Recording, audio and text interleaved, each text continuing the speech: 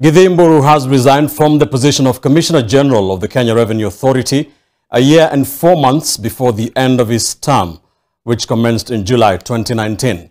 A statement from the KRA board signed by Chairperson Anthony Mwaura says Mburu has resigned to pursue personal interests.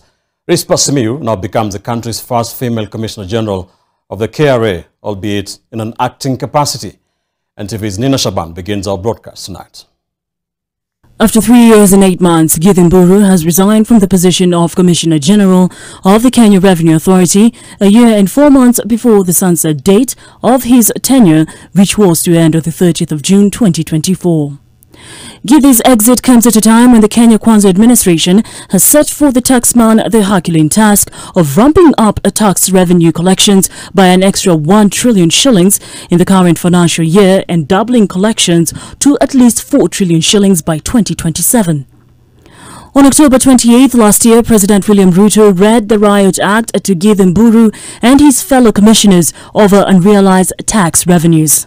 We are selling 2.9 billion stamps for our excisable products, while our neighbor, Tanzania, is selling 7.2 billion stamps.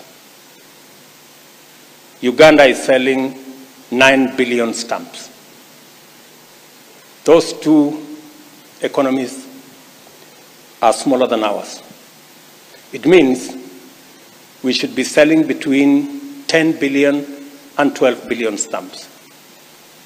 But the trouble is, the government is selling 2.9 billion stamps. There are people who are selling the balance, which is approximately 7 billion stamps. And I have told the Commissioner General, he must tell these people to stop. And we have no choice. Because I do not want to fight with people, but I must stop. I want to tell the good people in KRA, good people, you must stop.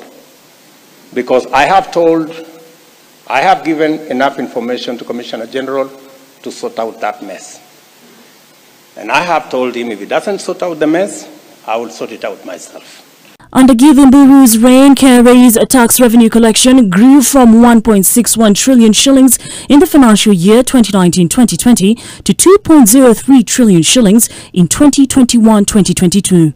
It was the first time Kenya's tax revenue collections breached the 2 trillion shillings mark.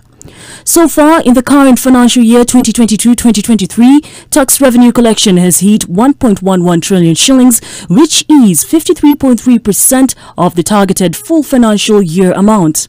It was also under Githin Mburu's reign that KRA rolled out the new generation excise stamps in December 2021 in line with the provisions of the Accessible Goods Management System regulations of 2017.